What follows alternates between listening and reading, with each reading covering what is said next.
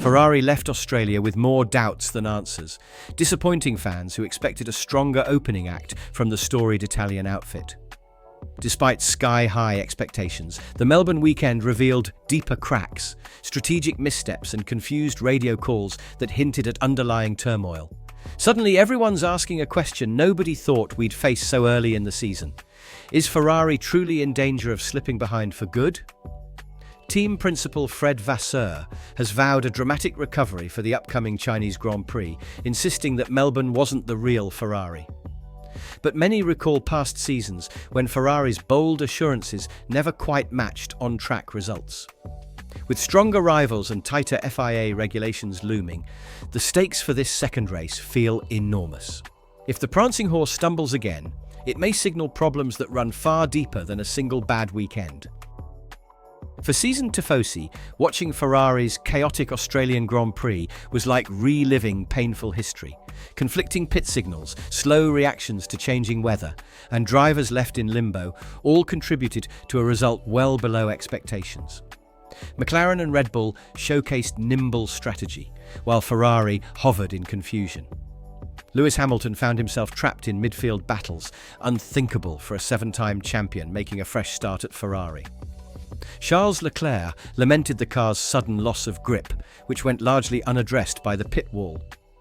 These unforced errors overshadowed whatever raw pace the SF-25 might have had, leaving fans questioning if the team's real weakness lies in strategy and communication rather than outright speed. Undeterred by the disappointment, Vasseur declared that Melbourne was a fluke, insisting the SF-25 is set for a leap forward in China. The claim is hardly new. Whenever Ferrari stumbles, top brass often promise swift improvement. Critics warn that repetitive optimism rings hollow if the same issues persist. Tyre mismanagement, unreliable data, communication breakdowns. Still, there are rumours of frantic work behind the scenes. Ferrari's engineers are reportedly refining aerodynamic setups, engine mapping, and chassis balance specifically for Shanghai's unique demands. Vasseur remains steadfast that the real Ferrari will finally show its potential on a cooler, more predictable track. Skeptics, however, recall many assurances that never translated into a stable championship run.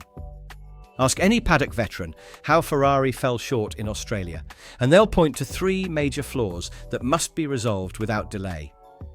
Tyre degradation tops the list. The SF-25 suffered rapid overheating and erratic grip levels, forcing Hamilton and Leclerc to back off in critical moments. Once the tyres strayed from their optimal range, there was no clawing back the lost ground, and the team's race pace crumbled under pressure. Then there's communication failure, which proved especially damaging. Conflicting weather intel between drivers led to moments of indecision, when swift, decisive calls were essential. In modern F1, disjointed pit strategies can cost valuable track positions and severely undermine a team's weekend. Finally, the learning curve stemming from Hamilton's arrival disrupted established routines, introducing fresh ideas, but also new complications. Merging Hamilton's approach with Leclerc's and syncing both with the engineering staff demands time, something Ferrari doesn't have if it hopes to match McLaren or Red Bull. Unless they address all three issues simultaneously, any advantage they might gain in cooler, more predictable conditions could slip away through tactical missteps and poor coordination. While Ferrari battles internal issues, the FIA has imposed stricter limits on rear wing flexibility, cutting the allowable slot gap from 2 mm down to 0.5 mm. Nicknamed the mini DRS rule, this clampdown targets designs that might flex under aerodynamic load to boost straight-line speed. Ferrari and McLaren have been cited by some insiders as top suspects for pushing these limits. If Ferrari's current rear wing hinges on that extra flex, they'll need rapid adjustments that could compromise downforce or balance, especially on Shanghai's high-speed back straight. Even small aerodynamic tweaks can disrupt a fragile setup. For a team already reeling from a poor opener, having to rework the rear end under urgent timelines only piles on more pressure. Hamilton's switch to Ferrari captured headlines, evoking flashbacks of legendary drivers joining the Scuderia. Yet his debut in red was marred by strategy confusion and a car that seemed out of its element. Critics wondered if he'd jumped from a comfortable Mercedes environment into a potential crisis. Still, Hamilton has proven adaptable throughout his career, and he insists the SF-25's real strengths haven't been unleashed yet. He's pushing the team to refine braking stability and traction, areas that clashed with Leclerc's preferences in Melbourne.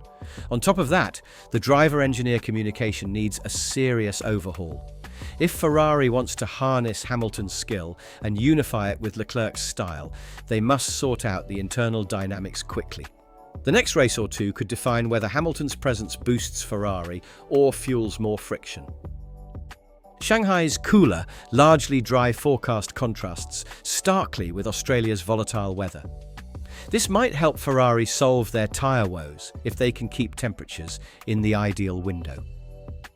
On paper, a more predictable climate reduces the chance of repeating Melbourne's strategic fiascos.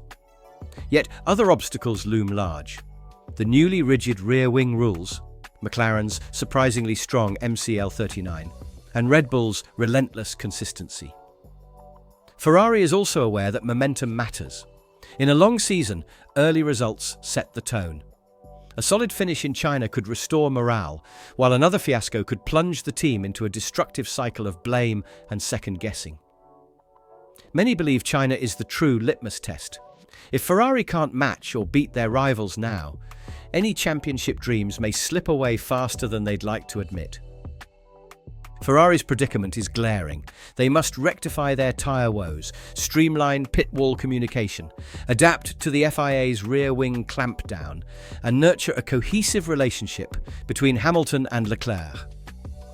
Doing any one of those tasks effectively is challenging. Doing all simultaneously in the public eye borders on monumental. Still, the team's name alone carries enough prestige to attract unwavering fan support, and that might offer a morale boost. After all, there's no shortage of individuals who'd love to see the prancing horse gallop back to the front. But what if they fail again in Shanghai? Another disastrous weekend would hand momentum right over to McLaren and Red Bull, bolstering their pursuit of the championship. Meanwhile, the ongoing drama around flexible wings and potential rule infringements would only intensify. Ferrari's credibility hinges on real-world results, not repeated promises.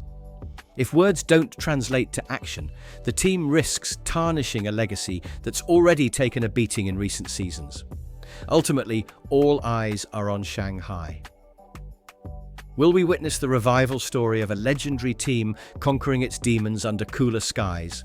Or see Ferrari confirm the doubts that have lingered since Melbourne? The answer will reveal itself in a matter of days. Until then, fans can only speculate, and perhaps brace themselves for a battle that may redefine the balance of power in Formula One this year. In the end, if Ferrari emerges triumphant, it might just turn the entire championship on its head. If not, we may be in for a season where the fabled Italian squad is left struggling to keep up.